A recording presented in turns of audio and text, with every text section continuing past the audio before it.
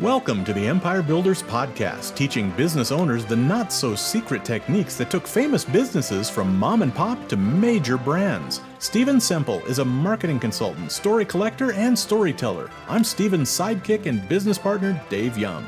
Before we get into today's episode, a word from our sponsor, which is, well, it's us. But we're highlighting ads we've written and produced for our clients. So here's one of those. Why can't I ever find my people? You can now when you boop. Boop? Boop. And you'll beep your crew nationwide with Peak Push to Talk. Booping is back? A boop and you're instantly talking to your crew. It's Peak Push to Talk. No more texting? No more it was on silent? No more never returned calls? Nope. Just boop. Boop.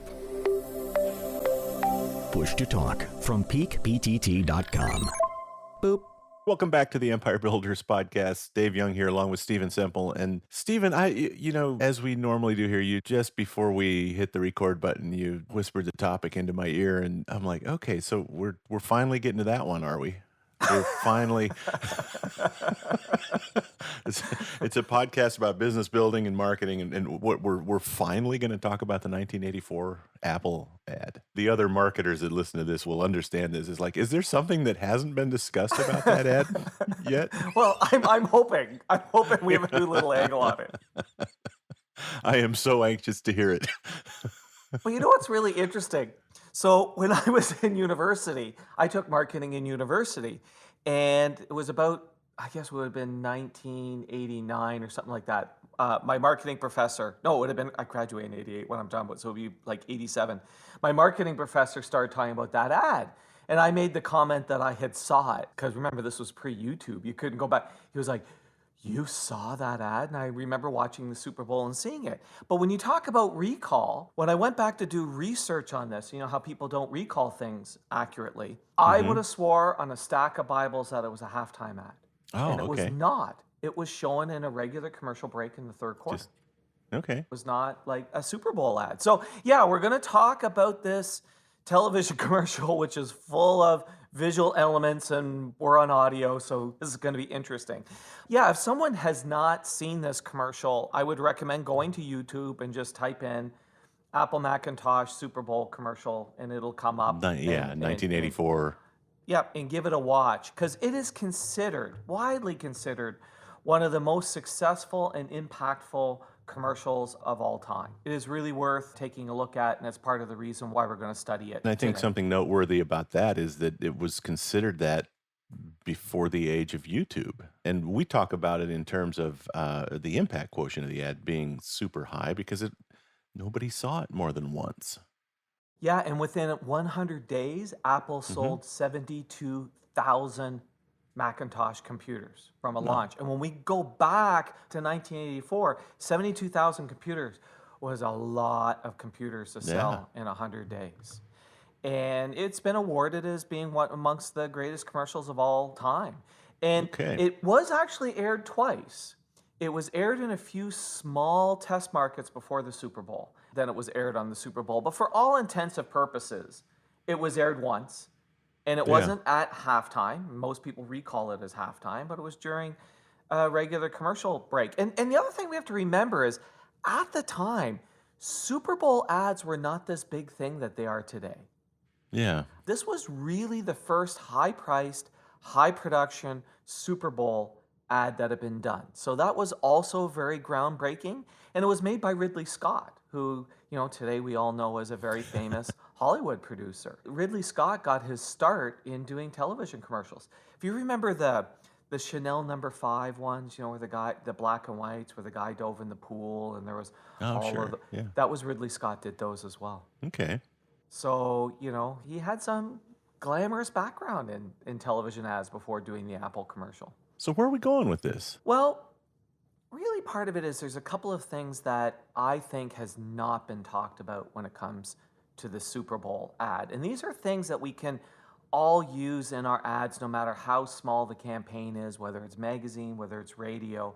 And in the past, we've talked about a very famous marketer, David Ogilvy, who's just this master. And David Ogilvy would often talk about tapping into the conversation that is happening around the water cooler.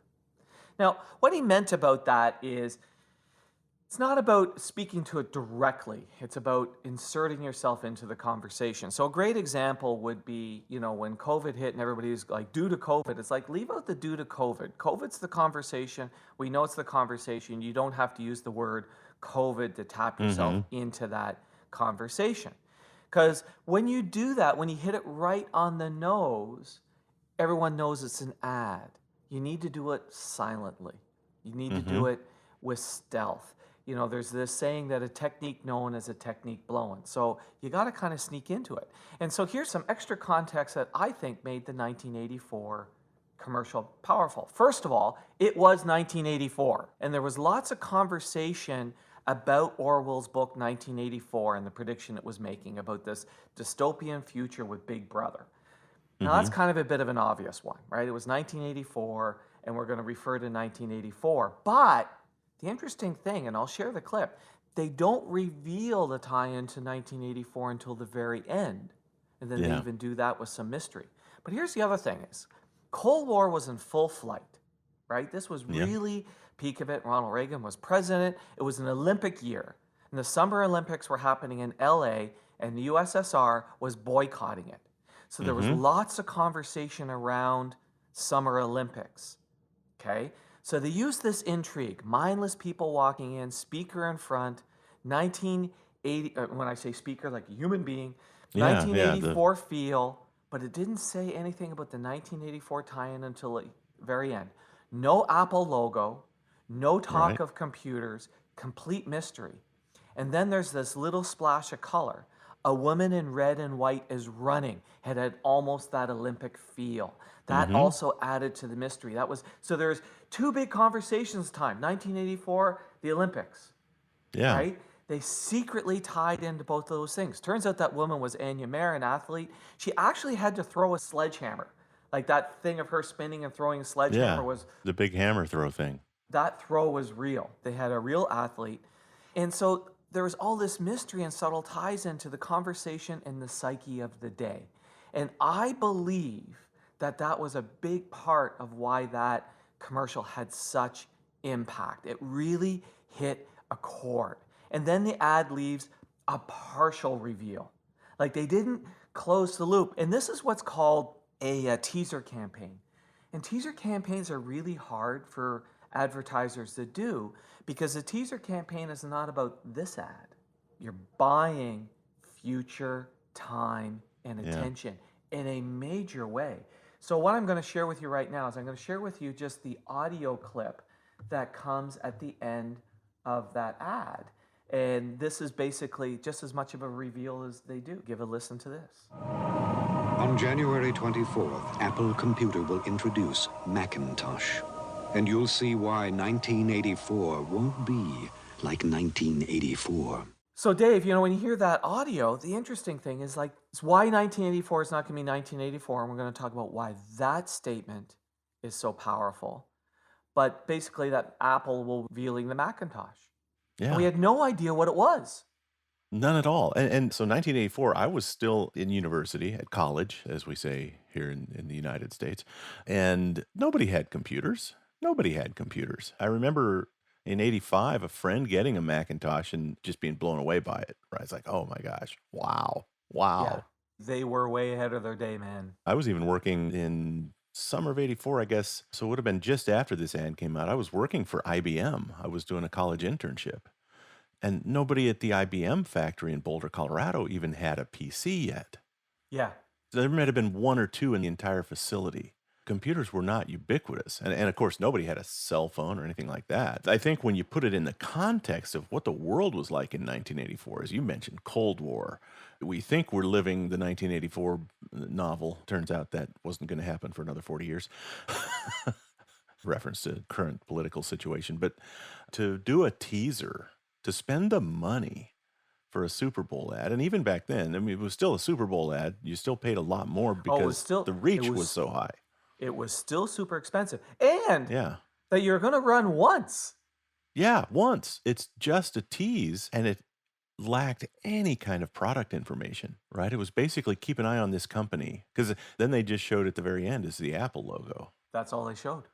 That's all Yeah. they showed was the Apple logo. The whole ad was a tease because you didn't know what the ad was about. It had all this 1984, but it was tying into the conversation time. So you were intrigued. And at the end, it said, gave this message and the Apple logo and didn't say what it is. And I love teaser ads. I've done a ton of teaser ads in my career, but very selectively, because here's the hard thing. They're hard to get approved. Mm-hmm. The people writing the checks for the ads and focus groups in particular hate them. And there's clips on YouTube for the focus groups of this ad. And the focus groups hated it. They didn't get it. They're like, I don't understand it. This is stupid. And my favorite was some of the suggestions focus groups make to improve the ad. You should put the Apple logo up right at the beginning. That will hold people's attention. No, people's attention was being held. They would have tuned out if they knew it was an Apple ad. Yeah. What held them was, what is this about? And that they should have drones doing dancing moves and make it more entertaining and use real people and bright colors. Yeah, Bright colors yeah. would be good. And you know, everyone loves dogs and chimps. They should somehow fit it. Like, this is real feedback from the focus group that hated it. Yeah. The board of directors at Apple hated it. Mm-hmm. And Jobs ran it anyway. Jobs said, screw all you guys, and it went on to become one of the best performing commercials of all time. So much so. So there's another thing that I want to talk about in terms of this ad that people, I don't think, address. So much so that the follow-up ad was an anticipated event for the next Super Bowl. More on that in a moment. Stay tuned. We're going to wrap up this story and tell you how to apply this lesson to your business right after this. 2 words: lead flow. If you want to grow your business, lead flow is, well, not everything, but it sure can feel that way. You feel the need? The need for leads. And then there's the gnawing questions that plague you whenever you try to boost lead flow. Are you targeting the right customer? Are you saying the right things? Are you advertising in the right places? Are you spending too much or too little? And the ever-present, how can I best use social media? What if you could get those questions answered definitively in 90 minutes? You'd no longer feel the need for leads because now you'd know how to get them. That's what Empire Builders is offering you right now for free and with a guarantee to boot. Go to empirebuildersprogram.com, book a 90-minute Zoom meeting with the Empire Building expert, and boom! Questions answered, problems solved. We'll give you the real answers, guaranteed. Guaranteed. Yes, our famous no pitching and no bitching guarantee. First, we won't pitch you at all. Seriously. If you want to work with us beyond our meeting, you'll have to explicitly ask about moving forward. And the bitchin' part? If you're not satisfied with the answers, say the word. And I'll pay you cold hard cash for your wasted time. No hard feelings. Now that's a guarantee. Look, Empire Builders take action. If lead flow is an issue for you, take action on it. Book your Zoom meeting at empirebuildersprogram.com. Let's pick up our story where we left off, and trust me, you haven't missed a thing. We're tying into the conversation that's happening. And that's one of the things that really created that emotional hook. But the other thing that this ad did was a promise of transformation. Mm-hmm. Why 1984 will not be 1984 was hope. And one of this is so important, especially when you're selling upscale products and services. You know, Apple did this again in terms of teasing with the iPhone launch. So when they launched the iPhone, they had a whole campaign that was just hello, hello, hello, hello, hello, hello, and at the end, the Apple logo, right? But the next year, Jobs is gone, and Scully, who ran Pepsi, is now in charge. And you've got this anticipated Apple ad, right? The Apple follow-up, which this time is in prime time, plus aired at the halftime show in the Louisiana Superdome, okay? And it flops. You could hear a pin drop after this ad runs. And folks, you can go look it up. It's called the Apple Lemming commercial. And what you will see, it's filmed in the same style, has the same mystery elements, same narrator, but 2 differences. One, No mystery. You know it's an Apple commercial. Mystery's gone. You Yeah. know it's an Apple commercial, right? But second, no hope. There's no hope Yeah. in it. It's all negative. There's no hope, no transformation. It's the one where all the dudes with briefcases are following each other over a cliff because they're the Windows users, Yes. right? Yeah. Yes. Yeah. So what happened was Scully, who should have basically kept selling sugared water over at Pepsi, because Apple almost went bankrupt under Scully, right? Like he destroyed Yeah. that company. He did not understand what made the first ad magical. Mm-hmm. And this is what you need to understand. And I have a special offer for people. Here's the special offer. I'll include the URL later, but they go to our website. They go to the empirebuilderspodcast.com website or businessgrowthguys.com website, either one of those websites, and they can sign up for a how to sell upscale products and services 90-minute webinar. And this will be one-on-one with them. And we will teach them how to use mystery, hope, and transformation visually and through radio ads and web copy and home pages and all that other things to basically better sell their upscale services. And part of that is we'll study Apple ads from 6 different products, 7 commercials spanning 17 years.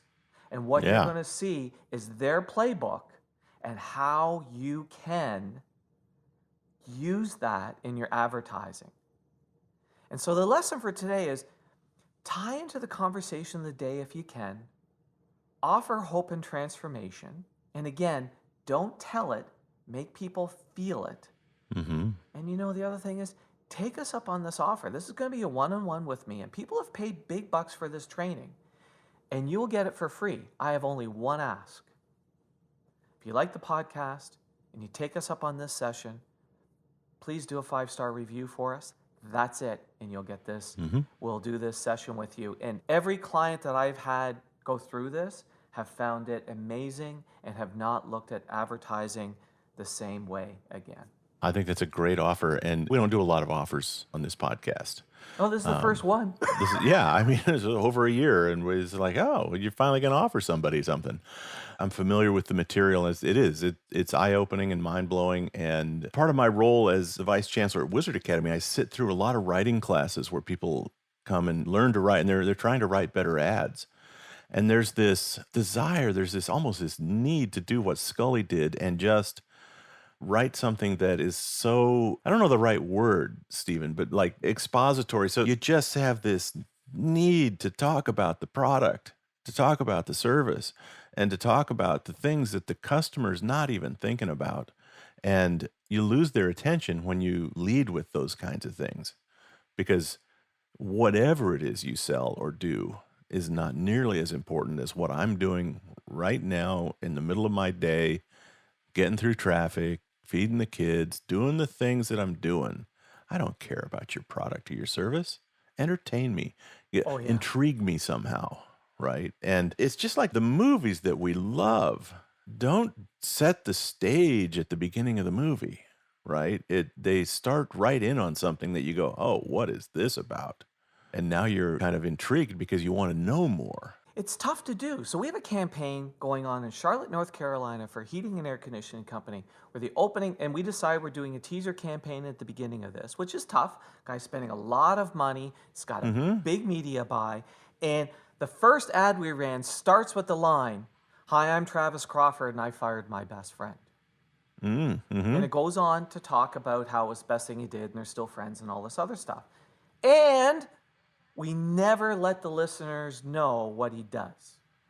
But guess what? He got tons of telephone calls on it. There was on radio, on a talk radio station during conversations about the NBA draft. The 2 DJs got talking about the commercial in terms of what they thought about it. And then they invited him on to do an interview, all because of the mystery. Yeah, you leave people wanting to know more. Right. But what's the number one complaint we got? And the radio station got? Radio station got tons of calls where people were complaining saying, I'm in marketing and that's a really bad ad because you didn't have an offer and you didn't say what the company was. But what did we buy? What we're buying is future attention. Right, especially when we started these campaigns after the heating and air conditioning season. So we've missed the peak. We're setting ourselves up for the fall, creating all of this intrigue. And then when we reveal it, it's going to be like, oh my God, this is what it is, right? But they're hard. They're really, really hard to do. They're really hard to do. They're hard to do, and like you said, they're hard to get buy-in from a business owner on. Hey, we're not even going to talk about you for a month or two. Right. Now, when we do the how to sell upscale products services, mystery's not the only thing we talk about. Hope and transformation are really big ones, easy use, things along that lines. But it's really cool because you'll see so clearly what companies like Apple and others and customers of our own have done so successfully, and you'll actually really be able to distill them. And you know what? You just won't look at advertising the same way again. Very cool, Stephen. Well, here I sit surprised because I wasn't sure there was anything else that could be said about the 1984 Apple commercial. I can sleep tonight. Mission accomplished, my friend. All right, thank you. Thanks for listening to the podcast. Please share us, subscribe on your favorite podcast app, and leave us a big, fat, juicy 5-star rating and review. And if you have any questions about this or any other podcast episode, email to questions@theempirebuilderspodcast.com.